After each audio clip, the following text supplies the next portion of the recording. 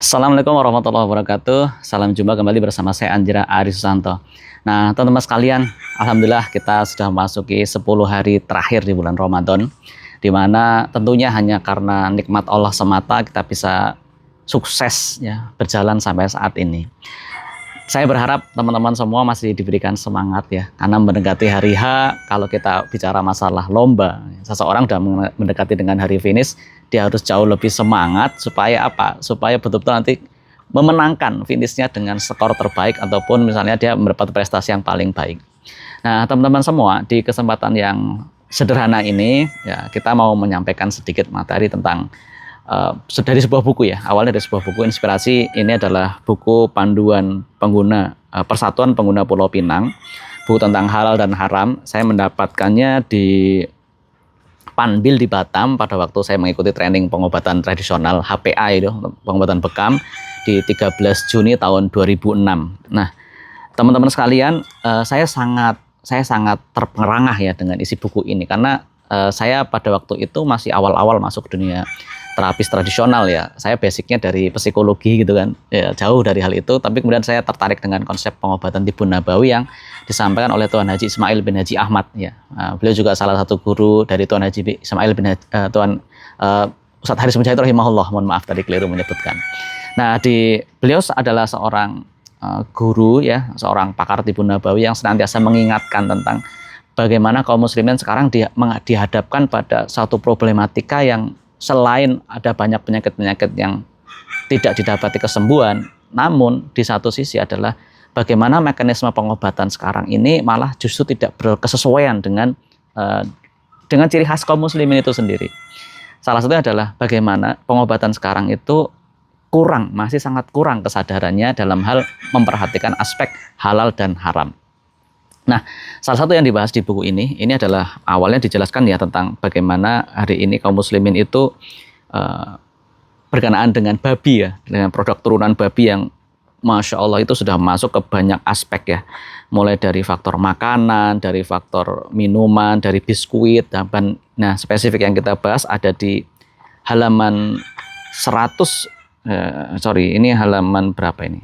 105 ya, tentang kegunaan gelatin dalam farmasi gitu. Nah, gelatin itu apa sih? Nah, gelatin ini dijelaskan bahwa ini adalah satu produk turunan ya. Produk turunan yang berasal dari binatang, yaitu dari kulit dan sendi-sendinya, di mana gelatin ini dipakai secara luas di banyak negara-negara kaum muslimin untuk farmasinya ya. Jadi kayak kapsul itu kan kayak bentuknya serbuk ya. Dari serbuk itu biar bisa menjadi kapsul yang kita bisa pegang dan tidak remuk, itu tidak hancur.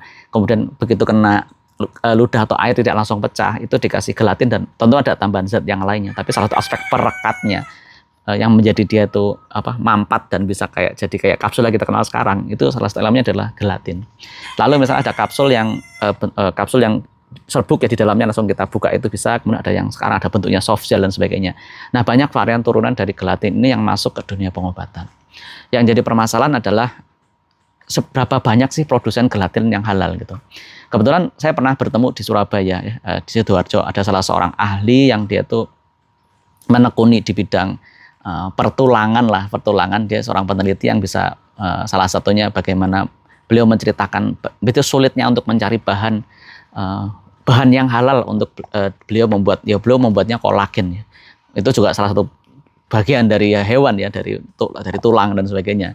Nah, beliau menyatakan bahwa di Indonesia ini sangat sulit untuk mendapatkan tulang karena apa? Satu faktor bahwa rumah penyembelihan tulang, misalnya ini diambilin dari sapi gitu, itu sangat terbatas. Nah, rumah penyembelihan halal ya, rumah RPH, rumah penyembelihan yang halal itu sangat terbatas.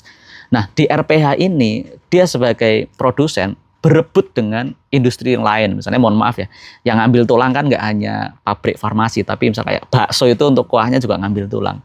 Dan tulang itu juga diambil oleh warung-warung yang lain. Jadi bisa dibayangkan RPH-nya itu sedikit, yang ngambil itu sangat banyak. Dan bahkan kalau kita ngomong ngambil gelatinnya, misal dari sapi yang katakanlah sapinya itu 1 ton lah, itu tulangnya cuma berapa?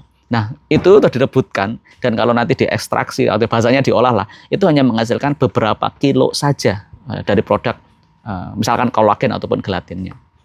Nah, bagaimana dengan umum yang ada di dunia ini? Nah, makalah yang dijelaskan dalam buku ini salah satu yang sumber yang paling murah untuk berkenaan dengan gelatin dan barang-barang yang berasal dari tulang itu adalah berasal dari babi. Nah, ini dari babi teman. Walaupun ada ya kemudian ada pengembangan yang katanya pakai rumput laut dan sebagainya, tapi itu cost production sangat tinggi dan masih sangat sedikit alat ataupun mesin yang bisa mengolah. Umumnya sebagian besar itu dari babi. Nah, teman-teman, mungkin ada yang beralasan, ya kita memakai obat kapsul dan sebagainya pakai babi karena darurat. Nah, daruriyah gitu. Nah, kalau daruriyat itu kan kalau kita kembalikan ke hukum ya, nanti mohon kalau dikoreksi kalau para ustadz yang bisa menyimak video ini. Darurat itu kan karena satu-satunya mengancam nyawa dan kalau nggak dikasih bisa berefek hilangnya nyawa dan sebagainya. Permasalahannya adalah apakah benar-benar darurat ya? Beberapa kapsul-kapsul itu apakah benar-benar darurat gitu. Dan apakah betul-betul malah dibutuhkan banget atau malah justru itu hanya menghilangkan gejala yang bahkan berakibat buruk hal yang lainnya. Nah, ini yang menjadi pemikiran kita. Nah, apakah tidak ada alternatif lainnya gitu? Nah, apalagi kalau di Indonesia kita misalnya ngomonglah penyakit hipertensi misalnya. Hipertensi itu kita tahu bahwasanya ya hipertensi kan naik diturunkan, tapi akar masalahnya nggak diobati ya juga sama saja itu penyakit nggak akan hilang. Diabetes misalnya, atau sebutlah penyakit-penyakit yang orang tuh harus konsumsi obat seumur hidup itu. Pertanyaannya apakah itu satu-satunya gitu? Apakah metodenya? Nah, Ustadz Haris Romahullah pernah menyampaikan ya bahwasanya seorang muslim itu dia apa yang menjadi titik tolaknya itu adalah wahyu gitu dari Al-Quran maupun As-Sunnah. Ketika Allah sudah mengatakan bahwasanya babi itu adalah barang dia adalah sifatnya haram gitu. Maka seorang muslimin itu ketika dia memang iman, dia akan mengatakan bahwa oh berarti babi ujian buat saya tidak akan ngambil dari babi. Jangan mengekor ya, jangan mengekor. Ketika orang tahu ada penelitian di babi dekat dengan manusia, babi dekat dengan manusia, ya karena orang tidak melihat itu babi jadi barang haram, sehingga segala sesuatunya itu dari babi jadi seperti mulia, seperti keren gitu. Padahal ya, kalau misalkan Allah sudah mengharamkan sesuatu, artinya Allah membuka jalan halal yang jauh lebih luas. Nah, ini yang diajarkan oleh Ustadz Haris Munjid rahimahullah. Jadi Allah sudah janjikan babi, ya jangan diambil babi. Tidak. Jadi kita tidak dulu. Jangan mengatakan, siapa tahu nanti ada gini. Enggak. Nah, ini yang kalau ini bagaimana membangun kesadaran kita dalam dunia pengobatan gitu. Bahwasanya kalau babi sudah haram, ya sudah taruh. Nanti kita akan berpikir alokasi kita hidayah dan sebagainya ada banyak sumber karena yang haram itu sedikit. Nah, itu kalau beliau sampaikan tuh masya Allah ya, yang haram itu sedikit. Dan Allah kalau sudah katakan bahwasanya di babi ini adalah dia diharamkan, artinya dia tidak akan memberikan kesembuhan. Tidak akan ada kesembuhan dari barang-barang yang haram tersebut. Padahal perintahnya sudah jelas dalam agama kita. Ya silakan untuk kaum muslimin silakan aja, silakan berobat, tapi jangan pakai yang haram. Jadi berobat itu boleh, tapi kalau berobat malah kemudian menjadikan kita ketemu barang yang haram tersebut bahkan tidak menyembuhkan total, malah menyebabkan efek samping yang jauh lebih berbahaya bahkan, dan itu pakai babi. Nah bayangkan, padahal ada banyak alternatifnya. Misalnya kalau kita di PAS ya, kita kan menjadikan PAS sebagai alhamdulillah kita dikasih ilmu sama Ustadz Haris, ilmu yang luar biasa ya untuk banyak sekali keluhan penyakit ya. Teman-teman bisa lihat itu di YouTube-nya apa aja testimoni yang dari kaum muslimin yang banyak sekali secara rasional empiris. Nah, kalau ditanya memang apa penelitian ini ya tahu sendirilah untuk bisa mengakses sebuah penelitian ya itu harus seperti apa. Tapi kita bisa dari rasional dan empiris. Karena kebenarannya bisa dari rasional empiris, bisa dari misalnya EBM dan sebagainya. Itu hanya bagian dari menyampaikan kebenaran gitu. Bukan satu-satunya cara untuk bahwa kebenaran itu harus pakai jalur itu. Tidak juga karena EBM juga tanda kutip ya bisa disesuaikan. Oke, kembali ke topik masalah halal dan haram. Pertanyaannya siapa yang mau ngambil tanggung jawab untuk syiar di sini. Nah, Pas Al-Kasau memiliki salah satu visinya adalah bagaimana kita bisa ngasih solusi. Jadi jangan cuma larang, kamu jangan berobat yang haram, kamu jangan berobat yang haram. Ya kita kasih solusi. Misalnya kita tahu misalnya, oh ini pengobatan harus minum kapsul dan sebagainya. Nah, misalnya kalau di terapi pas ya nanti kita cek kendor, pantel, melintirnya kemana dan sebagainya kan. Setelah ketemu, oh kamu keluhannya walaupun orang sebut misalnya diabetes, kamu sebenarnya permasalahannya faktor C. Kamu keluhannya C, kemudian kamu kendornya sebelah kini, pantel sebelah kini, nanti gerakannya ini dirutinkan.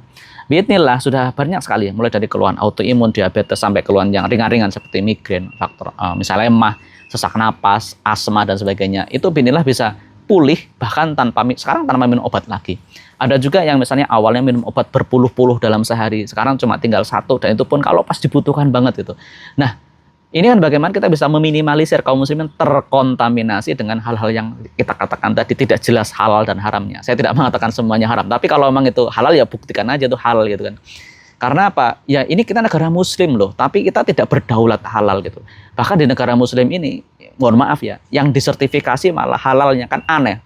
Ini negaranya semuanya muslim, harusnya yang disertifikasi haram gitu. Tulis ini haram gitu. Sama dengan obat, harusnya mutlak halal gitu. Baru disertifikasi ini adalah haram. Nah, ini adalah PR kita bersama. Mari kita semangat. Bukan saya tidak mengatakan bahwa ini harus pas, tidak harus. Silahkan teman-teman mengeksplorasi bagaimana sehatnya itu dengan cara yang baik. Karena Rasulullah jelas menyampaikan bahwa maka untuk bagaimana seorang setiap yang itu ada obatnya, berobatlah kaum muslimin ya, tapi jangan menggunakan hal-hal yang haram. Tekstual hadis seperti apa ya nanti kita sertakan di dalam deskripsi. Insya Allah seperti itu. Cukup dari saya, nanti kita mungkin sambung di kesempatan yang datang. Wabillahi taufiq hidayah. Assalamualaikum warahmatullahi wabarakatuh.